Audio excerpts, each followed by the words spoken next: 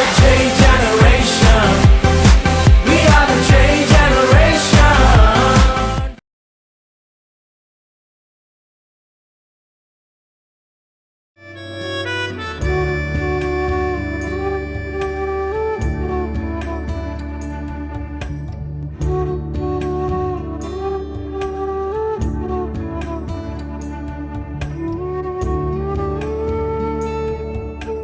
கிறிஸ்துவுக்குள் மிகவும் பிரியமானவர்களே, மீண்டுமாக இந்த ஜாஷ்வா டிவி மூலமாக உங்களை சந்திப்பதில் மிகுந்த மகிழ்ச்சி அடைகிறேன். ஒவ்வொரு வாரமும் உங்களுக்கு இந்த செய்தியெல்லாம் பிரயோஜனமாக இருக்கும்னு நினைக்கிறேன். கர்த்தருக்குள் உங்களை நிச்சயமாக விடுதலை செய்வார். போன வாரம் விடுதலை தருபவர்னு பண்ணுது. எத்தனை பேருக்கு விடுதலை கிடைத்ததுன்னு தெரியல. ஆண்டவர் உங்களுக்கு கிரியை செய்வாராக. ஜெப குறிப்புகள் நிறையா வரத்தான் செய்யுது. ஆனால் அந்த ஜெப குறிப்புகள் ஜெபிக்க கொடுத்த உடனே அவங்களுக்கு என்ன செய்கிறாங்க, பதில் கிடைக்கணும் அப்படின்ட்டு யோசிக்கிறாங்க. சரி, அது கரெக்டு தான். ஆனால் என்ன செய்யணும், காத்திருக்கணும் பொறுமையோட. நாமும் என்ன செய்யணும், ஜெப குறிப்பு நம்ம சொல்லியிருந்தோம் அப்படின்னா நம்மளுக்காக அதே ஊழியர்கள் ஜெபிப்பாங்கன்னு சொல்லிட்டு நாமளும் என்ன செய்யணும், அமைதியாக இருந்துவிடாமல் நமக்கு என்ன தேவையோ அதை என்ன செய்யணும், அவங்களும் ஜெபத்தில் தரித்தவர்களாக, ஜெபத்திலே ஆண்டவருக்கு தெரியப்படுத்துபவர்களாக நாமும் என்ன செய்யணும், ஆண்டவரிடத்தில் அதை கேட்டு பெற்றுக்கொண்டவர்களாக இருக்க வேண்டும். அப்போ இந்த வாரத்தில் என்ன தலைப்பு அப்படின்னா, பொறுமை அவசியம். பொறுமை இந்த காலத்தில் அப்படிலாம் பொறுமை எப்படி பொறுமையாக இருக்க முடியும் அப்படின்னு நினைக்கிறீங்களா? காலம் போது அவசரமாக ஓடிக்கொண்டிருக்கிற காலம். இதில் பொறுமை கண்டிப்பாக அவசியம். இப்போ நம்ம ஒரு இடத்துல சிக்னலுக்கு போய் ஒரு இடத்துல இருக்கிறோம், பஸ்ஸுலையோ அதுக்கப்புறமா கார்லேயோ இல்லை பைக்லேயோ இதுலையே போனோன்னா சிக்னல் இருக்கும். அந்த சிக்னலில் போய் நின்றுட்டு உங்களுக்கு ரெட் லைட்டில் விழுந்துனா போக முடியாது. அப்போது அந்த இடத்துல சிக்னலுக்கு நம்ம காத்திருக்கணும், பச்சை கலரு லைட் எரியறதுக்காக. அப்போ அந்த நேரத்தில் காத்திருக்காமல் நம்ம ஸ்பீடாக போக முடியுமா? போனால் விபத்துகள் தான் வரும். அப்போ அதே மாதிரி பொறுமை, எந்தெந்த இடத்துங்களில் பொறுமை தேவை என்பதை வேதம் எப்படி சொல்லுகிறது, எதற்காக பொறுமை தேவை என்பதை பற்றி தான் நம்ம சற்று சிந்திக்க போகிறோம். சரியா? அதற்காக தலைகளை தாழ்த்தி கர்த்தரிடம் வேண்டிக்கொள்வோம். எங்களை நேசிக்கிறப்பா, ஸ்தோத்திரம் ராஜா. ஆண்டவரே, பொறுமை அவசியம் என்கிற இந்த தலைப்பில் அப்பா நாங்கள் சற்று சிந்திக்க போகிறோம். இந்த தியானிக்கிற வேளையில் அப்பா அந்த வசனங்கள் எல்லாரோடையும் பேசட்டும் ராஜா. அவர்களோடு பேசுகின்ற வேளையிலே பொறுமையின் அவசியத்தை நீர் அவர்களுக்கு தெரியப்படுத்துங்க. அதே போல் அப்பா பொறுமையோடு இருந்தால் எத்தனை பேர் என்னென்ன பெற்றுக்கொண்டார்கள் என்பதையும் நிறைய பைபிளில் வேதங்களில் காணுகிறோம் ராஜா. அதே போல் அப்பா யார் யாரெல்லாம் பொறுமையோடு இருந்து பெற்றுக்கொண்டார்கள் என்பதை பற்றி இப்போது தியானிக்க போகிறோம் ராஜா. நீர் எங்களோடு இடைப்படுங்க. உங்களோடு இடைப்படுவதற்காக நன்றி ஏசப்பா. இயேசுவின் மூலம் ஜெபிக்கிறோம் ஜெபம் நல்ல பிதாவே, ஆமேன்.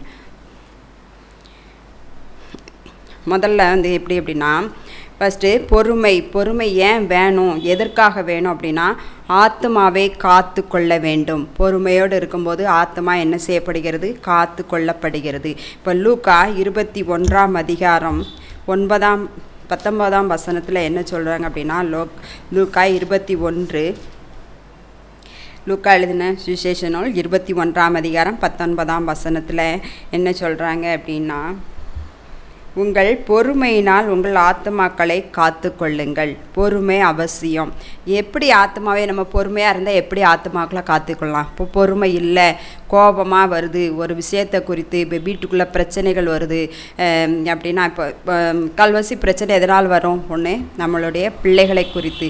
அதுக்கப்புறம் பார்த்தீங்க அப்படின்னா பண தேவை இருந்தால் பிரச்சனை வரும். அப்போ அந்த பிரச்சனைகளை நாம் எப்படி கையாளுறது அப்படின்னா, பொறுமையாக இருக்கணுமா. அந்த பொறுமையாக இருக்கும்போது நம்ம ஆத்மாவை காத்து கொள்கிறோம். இப்போ பொறுமை இல்லாமல் முறுமுறுப்போடு இருந்து அதே மாதிரி பொறுமை இல்லாமல் சண்டை போட்டுட்டு இருந்தோன்னா அந்த சண்டை போடுற வேளையில் வீண் வார்த்தைகள் வரும். அதுக்கப்புறம் என்னது, நம்ம வாயினால் பாவம் செய்தவர்களாக ஆகிவிடுவோம். அதே போல் பார்த்தா இருதயத்தில் முறுமுறுப்புகள் இருக்கும்போது இருதயத்தில் வேதனைப்படும். அப்போ நம்ம பணம் இல்லைன்னு தானே இப்படி இருக்கிறோம். பிள்ளைகளை குறித்து வேதனை இருந்தாலும் நம்ம என்ன செய்கிறோம், அந்த முறுமுறுப்புகள், சண்டைகள், வீட்டுக்குள்ளாக ஒரு சமாதானம் இல்லாத சூழ்நிலை வருகிறது. அப்போ அந்த நேரத்தில் நாம் அமைதியாக பொறுமையோடு இருக்கின்ற வேளையில் ஒருவருக்கொருவர் என்ன செய்யும், ஒரு பேச்சுவார்த்தைகள் கலகலப்பு இல்லாமல், கை கலப்பு இல்லாமல், அதே போல் ஒருவருக்கொரு சண்டை வராமல் காத்து கொள்ள முடியும். அதே மாதிரி தான் நம்ம என்ன, அப்போ அதை காத்து கொள்ளும்போது தன்னுடைய ஆத்மாவை காத்து கொள்ளலாம்.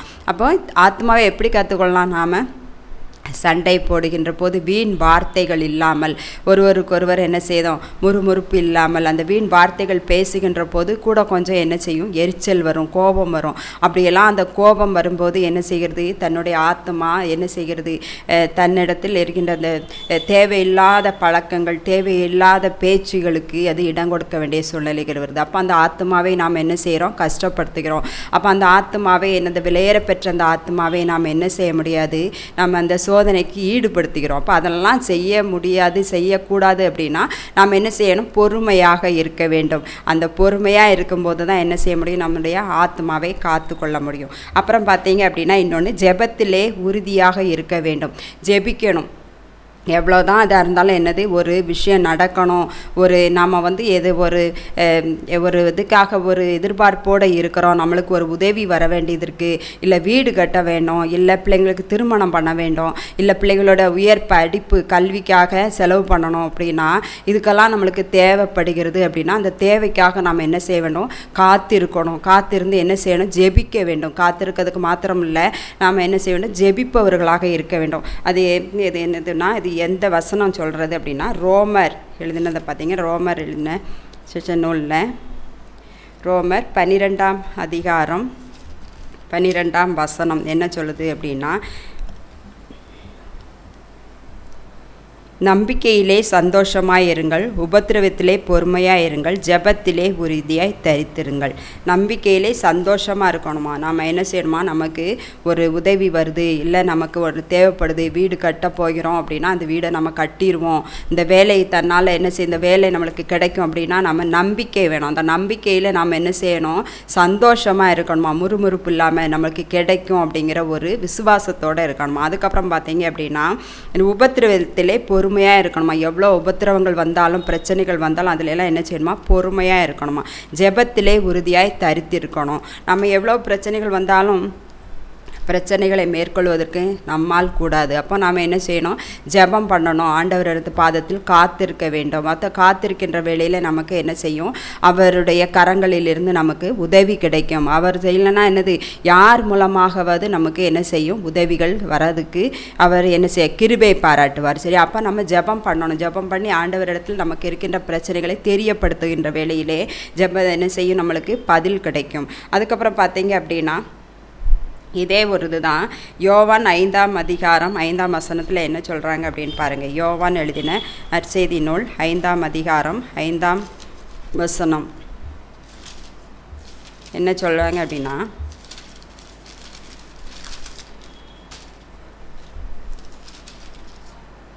யோவான் 5 அதிகாரத்தில் 38 வருஷம் வியாதி கொண்டிருந்த ஒரு மனுஷன் அங்கே இருந்தான். பாருங்கள், இது ஒரு எடுத்துக்காட்டுக்கு தான் அதில் வருகின்ற, பைபிளில் வருகிற ஒரு அதையே சொல்கிறேன். 38 வருஷமாக வியாதி கொண்டிருந்த ஒரு மனுஷன் எங்கே இருந்தான் அப்படின்னா, பெதஸ்தா குளம் அப்படிங்கிற ஒரு இடத்துல இருந்தால். அது 5 மண்டபங்கள் கொண்ட ஒரு இடம்.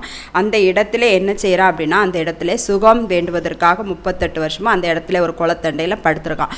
அப்போது அந்த படுத்திருக்கின்ற வேளையிலே அந்த இடத்துல என்ன ஆகும் அப்படின்னா, எத்தனையோ பேர் கடந்து வருவாங்க, வந்துட்டும் போயிட்டு இருப்பாங்க. அந்த இடத்துலே அவர் படுத்து கொண்டு இருக்கிறார்கள். என்ன செய்ய முடியலை, எழுந்து நடக்க முடியலை, வியாதியாக கொண்டிருக்கிறார். அப்போது அவன் அந்த இடத்துல அந்த பெதஸ்தா குளத்தோட சிறப்பு என்னன்னா, காலையில் அதிகாலையில் தேவ தூதன் அந்த பெதஸ்தா குளத்தை என்ன செய்வாராம், கலக்கி விடுவாராம். அப்போ கலக்கி விடுகின்ற போது யார் முதல்ல உள்ள இறங்குகிறார்களோ அவர்களுக்கு சுகம் கிடைக்குமா.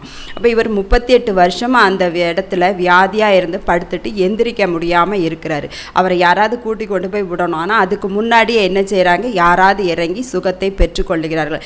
தினம் இந்த நிகழ்வு நடந்துகிட்டே இருக்குது.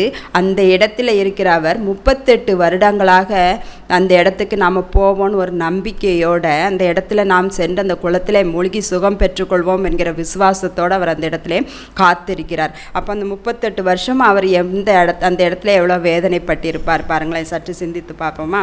அப்போ அப்படி இருக்கிறப்போ அந்த இடத்தின் வழியாக பெதஸ்தா குளத்தின் வழியாக ஏசப்பா அந்த இடத்தின் வழியாக வரும்போது அவர்கிட்ட கேட்குறாரு, என்னது இந்த இடத்துல உனக்கு சுகம் வேணுமா அப்படின்னு கேட்ட உடனே அவர் சொல்கிறார், ஆமாம் எனக்கு சுகம் வேண்டும் அப்படின்னு. உடனே அவர் என்ன செய்கிறார், எழுந்து உன் படுக்கையை எடுத்துக்கொண்டு நட அப்படிங்கிற ஒரு வார்த்தை தான் சொல்கிறாங்க. சொன்ன உடனே அவர் என்ன செய்கிறார், அவர் சொஸ்தமாகி அவர் விசுவாசித்ததுனால சொஸ்தமாகி குணப்பட்டு என்ன செய்கிறார், அந்த படுக்கையை எடுத்துக்கொண்டு நடக்கிறார். அப்போ அவர் ஏசப்பா வந்து கேட்கும்போது என்ன செய்யலாம், தண்ணீர் கலக்கப்படுது. ஆண்டவரே தண்ணீர் கலக்கப்படுகிறது. அந்த இடத்துல என்னது, தேவதூதன் வந்து கலக்கும்போது என்னால் இறங்கி நடக்க முடியலை. யாரோ போய் அதுக்கு முன்னாடி என்ன செய்கிறாங்க, உள்ளே இறங்கி அந்த சுகத்தை பெற்றுக்கொள்கிறார்கள் அப்படின்ட்டு அவர் என்ன செய்வார், வியாதியஸ்தன் ஆண்டவர் இடத்துல சொல்லியிருப்பார். அப்போ 38 வருடங்களாக அவர் என்ன செய்திருக்கிறார், பொறுமையோடு காத்திருக்கிறார். 1 வருடம் 2 வருடம் இல்லை. அப்போ 38 வருடங்களாக காத்திருக்கின்ற போது அவர் எவ்வளோ ஒரு விசுவாசத்தோடு நமக்கு சுகம் கிடைக்கும்னு இருந்திருப்பார் பாருங்க. அப்போ நாமளும் என்ன செய்யணும், ஒரு சின்ன ஒரு விஷயத்துக்கோ சரி இல்லை ஒரு ஏதாவது ஒன்று எதிர்பார்த்து காத்திருந்தோன்னா உடனே நடக்கணும்னு நாம் என்ன செய்யக்கூடாது, அவசரப்படக்கூடாது. நாம் என்ன செய்யணும், சற்று நிதானித்து பார்க்கணும். சற்று என்ன செய்யணும், கொஞ்சம் காலம் கடந்தாலும் பரவாயில்லன்னு சொல்லிட்டு என்ன செய்யணும், நாம் பொறுமையோடு இருக்கணும். அந்த பொறுமையை தான் என்ன செய்கிறார், ஆண்டவர் உங்களிடத்தில் விரும்புகிறார். அப்போ இந்த 38 வருடமாக அந்த இடத்தில் காத்திருந்த வியாதியஸ்தன் ஆண்டவர் வந்து சுகம் கொடுத்துருக்கார். அப்போது நமக்கு எந்த பிரச்சனையாக இருந்தாலும் எந்த பாடுகளாக இருந்தாலும் நாமும் என்ன செய்யணும், காத்திருக்கின்ற வேளையிலே நமக்கும் என்ன செய்கிற ஆண்டவர் பதிலளிப்பவராக இருக்கிறார். அப்படி பார்த்தீங்க அப்படின்னா இதில் நாம் எந்தெந்த விஷயத்துக்கெல்லாம் பொறுமையாக இருக்கணும். ஒன்று, பிள்ளைங்களுக்கு திருமண காரியத்துக்கு பொறுமையாக இருக்கலாம், வேலை வாய்ப்புக்கு பொறுமையாக இருக்கணும். அதுக்கப்புறம் பார்த்திங்கன்னா வீடு கட்டுறது, ஏற்கனவே நம்ம ஒன்றும் சொல்லதான். அப்போ வீடு கட்டுவதற்கு என்ன செய்யணும், நம்ம எத்தனையோ பிரச்சனைகள் வந்தாலும் நாம் என்ன செய்யலாம், அதுக்கு காத்திருந்து பெற்றுக்கொண்டவர்களாக இருக்கணும். இப்போ நம்ம ஏதாவது ஒரு பிள்ளைங்களுக்கு சர்டிஃபிகேட் வாங்கணும், இல்லை பெர்த் சர்டிஃபிகேட் வாங்கணும். அதுக்கப்புறமா இப்போ ஆதார் கார்டு ரேஷன் கார்டை எடுத்துக்கோங்களேன், போன உடனே நம்மளுக்கு எல்லாம் ரெடி பண்ணி கிடச்சிருதா, அப்படிலாம் இல்லை. அதுக்கும் நம்ம காத்திருக்கோம். எத்தனை தடவை போய் அலையிறோம், எத்தனை தடவை போய் அந்த இதுக்குரிய இது எல்லாம் பேரெல்லாம் எழுதி கொடுத்து அடித்தல் திருத்தல் எல்லாம் மாற்றி அதுக்கப்புறம் காத்திருந்து தானே அதை வாங்குகிறோம். அதே மாதிரி பேங்குக்கு போய் ஒரு லோனுக்காக காத்திருந்தா கூட என்ன செய்கிறோம், காத்திருக்க தான் செய்கிறோம். அந்த இடத்துல இல்லை எனக்கு வேண்டாம், நான் வந்து என்ன செய்கிறேன், நான் திரும்ப போகிறேன் வீட்டுக்கு, எனக்கு இந்த லோனும் வேண்டாம் ஒன்றும் வேண்டாம் நம்ம சொல்லுவோமா? இல்லை பணம் எடுக்க போகிறோம், பேங்க்கில் போய் இருந்துட்டு இல்லை கூட்டமாக இருக்குது என்னால் இருக்க முடியாது நான் வீட்டுக்கு போகிறேன்னு சொல்லுவோமா? நம்மளுடைய தேவை அந்த இடத்துல இருக்குது. அப்போ தேவைக்காக நம்ம என்ன செய்ய வேண்டும், காத்திருப்பவர்களாக இருக்க வேண்டும். அப்போ காத்திருக்க அந்த பொறுமை வந்து நமக்கு அவசியம் அப்படிங்கிறது தான் என்னது ஆண்டவர் நம்மளுக்கு வலியுறுத்துகிறார். அப்போ பொறுமையோடு இருந்தால் நாம் என்ன செய்யலாம், அநேக காரியங்களை நாம் என்ன செய்யலாம், பெற்றுக்கொண்டவர்களாக இருக்கலாம். அப்போ அந்த பொறுமைக்கு ஃபஸ்ட்டு என்னது, ஆத்மாவை காத்துக்கொள்ளணும். அப்போ ஆத்மாவை காத்துக்கொள்ளது என்னது, நாம் எத்தனையோ பிரச்சனைகளுக்கு மத்தியில் இருந்தாலும் என்ன செய்யக்கூடாது, ஆத்மாவை காத்துக்கொள்ளவர்களாக இருக்க வேண்டும், பொறுமையோடு இருக்க வேண்டும். ரெண்டாவது காத்திருக்க வேண்டும். எதற்கு, இந்த காத்திருக்கனா என்னது, இந்த எல்லாத்துக்கும் பொறுமையோடு காத்திருப்பவர்களாக இருக்கணும். அப்புறம் ஜெபத்திலே உறுதியாக இருக்க வேண்டும். அதுதான் சொல்ல, ஜெபத்திலே உறுதியாக இருக்கணும். காத்திருந்து நாம் ஜெபித்து பெற்றுக்கொண்டவர்களாக இருக்க வேண்டும். அதுக்கப்புறம் பார்த்தீங்க அப்படின்னா இன்னும் எத்தனையோ பேர் என்ன செய்வாங்க, உடனே எல்லாமே நமக்கு கிடைக்கணும் அப்படின்னு நினைக்கிறோம். ஆனால் அப்படிலாம் இல்லை. பொறுமையோடு இருந்தால் தான் என்ன செய்யும், நமக்கு அநேக காரியங்கள் நம்ம என்ன செய்யும், வழி நடத்தி செல்லும், வெற்றி கிடைக்க வாய்ப்பு இருக்கிறது. இதே தான் பெர்க்மன்ஸ் ஐயா என்ன சொல்கிறாங்க அப்படின்னா 34வது பாடலில் இந்த 38 வருஷமாக வியாதியாக இருந்து சுகம் பெற்றாங்கள, அதுக்காக தான் அதுக்கு ஒரு பாடல் பாட மாதிரி. என்னை தேடி இயேசு வந்தார், எந்தன் வாழ்வை மாற்றி விட்டார். என்னை தேடி இயேசு வந்தார், எந்தன் வாழ்வை மாற்றி விட்டார். ஹல்லேலூயா நான் பாடுவேன், ஆடி பாடி துதித்திடுவேன். ஹல்லேலூயா நான் பாடுவேன், ஆடி பாடி துதித்திடுவேன். சுகமானேன் நான் சுகமானேன், இயேசு கிறிஸ்துவின் காயங்களால் சுகமானேன் நான் சுகமானேன். இயேசு கிறிஸ்துவின் காயங்களால் என்னை தேடி இயேசு வந்தார், எந்தன் வாழ்வை மாற்றி விட்டார். என்னை தேடி இயேசு வந்தார், எந்தன் வாழ்வை மாற்றி விட்டார். இப்படி தான் என்ன செய்ய, அந்த 38 வருடங்களாக பெதஸ்தா குளத்தில் காத்திருந்த அந்த வியாதியஸ்தன் சுகம் கிடச்ச உடனே என்ன செய்யணும், என்னை தேடி இயேசு வந்தான்னு சொல்லிட்டு ஆடி பாடி மகிழ்ந்து என்ன செய்கிறோம், பாடி துதித்திட்டே போயிருப்பாங்க. அதே மாதிரி தான் நாம் என்ன செய்யணும், எத்தனை பிரச்சனைகள் பாடுகள் வந்தாலும் நாம் என்ன செய்யணும், பொறுமை அவசியமாக என்ன செய்யணும், காத்திருக்கணும். அந்த பொறுமையிலே நம்பிக்கையோடு இருக்கணும், அந்த விசுவாசத்தில் இருக்கணும், அந்த நம்பிக்கையிலே நாம் என்ன செய்யணும், சந்தோஷப்பட்டவர்களாக இருக்கணும். அந்த பொறுமையை நாம் என்ன செய்யக்கூடாது, கேலி குத்தா பண்ணிக்கிட்டு முறுமுறுத்து கொண்டு இருக்கக்கூடாது. அப்படிங்கிறதான் என்ன செய்யறது, இந்த பாடல் வாயிலாகவும் பெர்க்மன் ஐயா நல்லா சொல்லியிருக்காங்க. அதே மாதிரி வசனங்களும் நமக்கு என்ன செய்யறது, பொறுமையோடு இருக்கணும் அப்படின்னு. இப்போ வசனம் பைபிளில் பொறுமை அப்படின்னாலே யாரை சொல்லுவாங்க அப்படின்னா யோபுவை தான் சொல்லுவாங்க. எவ்வளவோ பிரச்சனைகள் வந்தாலும் யோபு என்ன செய்கிறார், பொறுமையோடு இருந்து அவர் என்ன செய்தார், பயங்கர அவருக்கு முந்தின நன்மைகளை விட பிந்தின நன்மைகள் அநேகமாக இருந்தது அவருக்கு. அப்போ அவர் அநேக ஆசீர்வாதங்களை கர்த்தரிடமிருந்து பெற்றுக்கொண்டார். அப்போ நாம் என்ன செய்யணும், பொறுமையோடு இருந்து என்னென்ன தேவைகள் இருக்கிறதோ அதை நாம் என்ன செய்யணும், பெற்றுக்கொண்டவர்களாக காத்திருந்து பெற்றுக்கொண்டவர்களாக இருக்கணும்.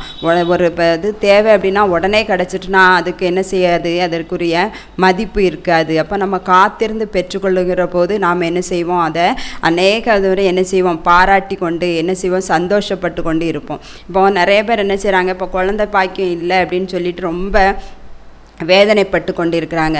அப்போ அந்த குழந்தைகளுக்கு உடனே கிடைச்சவங்களுக்கும் என்னது சந்தோஷமாக இருக்கும். ஆனால் நிறைய பேர் என்ன செய்கிறாங்க, குழந்தை பாக்கியம் இல்லாதவங்க 10 வருடம் 17 வருடங்கள் கூட கடந்தவங்களுக்கு குழந்தை பாக்கியத்தை ஆண்டவர் கொடுக்குறார். அப்போ அவங்க அதுக்கு சந்தோஷம் அடைகிறதுக்கு என்னது எல்லையில்லா சந்தோஷம் அடைகிறாங்க. அதை மாதிரி நிறைய என்னென்ன தேவை என்பதை ஆண்டவர் நமக்கு எந்த நேரத்தில் கொடுக்கணுமோ அந்த நேரத்தில் தான் கொடுப்பாங்க. இப்போ நாங்கள் வீட்டில் வாரம் செவ்வாய்க்கிழமை பெத்லோகேஸ் அப்படின்னு ஒன்று இங்கே சர்ச்சிலேருந்து ஒன்று நடக்குதாங்க.